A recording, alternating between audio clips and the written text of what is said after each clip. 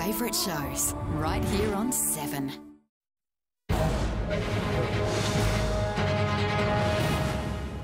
Hello, you're watching 7's afternoon news live from Perth. I'm Natalia Cooper.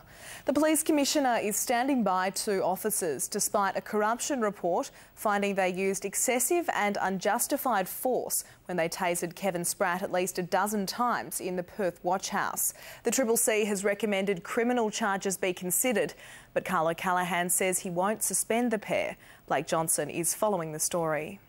Thanks, Blake. Police say they had no choice but to shoot a man near Tenterfield on the New South Wales-Queensland border after a taser gun failed to subdue him. Detectives say the man was threatening people with a knife and crossbow before he was fired on. Hugh Whitfield has the latest. New details have emerged in the case against Perth barrister Lloyd Rainey, who's accused of killing his wife Corinne. At a directions hearing ahead of Lloyd Rainey's murder trial, his defence cast doubt over how Mrs Rainey died and if she was even murdered at all. The mother of 2 was found buried in Kings Park in 2007. Lloyd Rainey denies he's in any way responsible for the death of his wife. Emmy Kabansky will have more on today's Supreme Court hearing tonight at 6 o'clock. Hundreds of workers have been sacked at Toyota's Victorian plant, escorted off the job by security guards. It's feared this is just the first round of job losses in the struggling manufacturing sector. Let's check the financial markets now with the West Australian's finance reporter Neil Pryor. Comedian Hamish Blake has taken home Australian television's biggest prize, winning gold at this year's TV Week Logie Awards. High-profile international acts featured throughout this year's show, which also paid a special tribute to Molly Meldrum. Rocked up and ready for a big night, Australia's television stars took to the red carpet.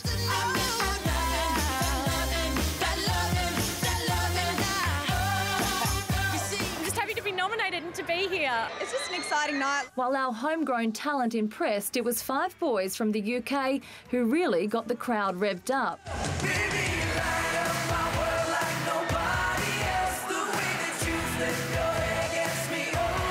Another overseas act was dancing up a storm inside Melbourne's Crown Casino.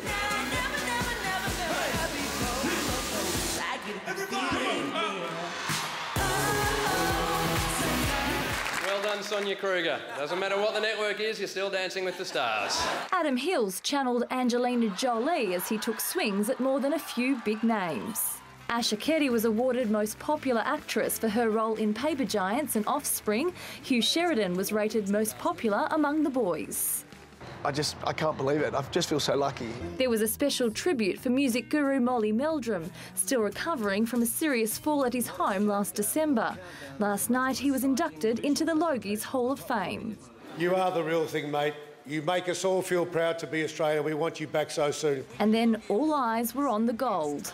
The TV Week Gold Logie goes to, and I just want to Twitter it before I read it out, Hamish Blake. This is... I only need a moment here to collect myself. What's that? Thank heaps of people. OK. The biggest thanks going to his partner in crime, Andy Lee. Obviously, this is half yours. Gemma Purnell, 7 News. Still to come on the afternoon news, a family saved by smoke alarms as their home goes up in flames. And America's Tornado Alley turns deadly. You could hear stuff crashing and breaking and it sounded horrible. 6 people have escaped a ferocious house fire in Western Sydney. A couple and 4 children were asleep inside when the blaze erupted. Flames quickly engulfed the building, but everyone got out in time. Smoke alarms woke the father. He tried to douse the fire with water, then went room to room to save the children. Mosman Park teammates of amateur footballer Joshua Henderson will wear black armbands this weekend and say they'll play on in his memory. They returned to the club yesterday to pay their respects 24 hours after Josh suffered a fatal heart attack after an accidental knock during a reserves match. The 21-year-old had suffered a head injury in a nightclub assault 2 years ago, but doctors cleared him to play football. Josh Henderson's family say no one is to blame for his death and have chosen not to have an autopsy. A court-imposed deadline for Luke Woolard to pay boat crash victim Kate Campbell's medical bills has passed without money changing hands. Kate Campbell's lawyer is now contacting the son of independent Perth MP Janet Woolard, offering to give him more time to come up with the money. He was ordered to pay $230,000 plus legal costs after Kate Campbell sued. Luke Woolard admitted being drunk when he took control of his parents' cruiser and crashed on the Canning River. More than 120 twisters have torn across Tornado Alley in America's Midwest.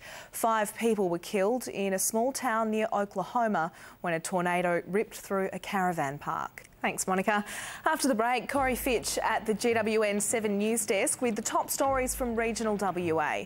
And Great Dane indeed. We meet the world's tallest dog.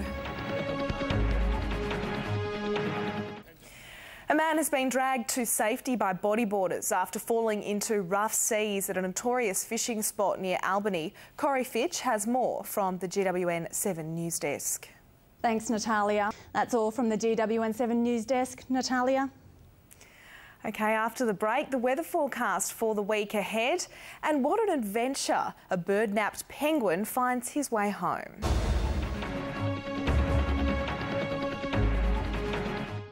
Finally, a happy ending to a news story.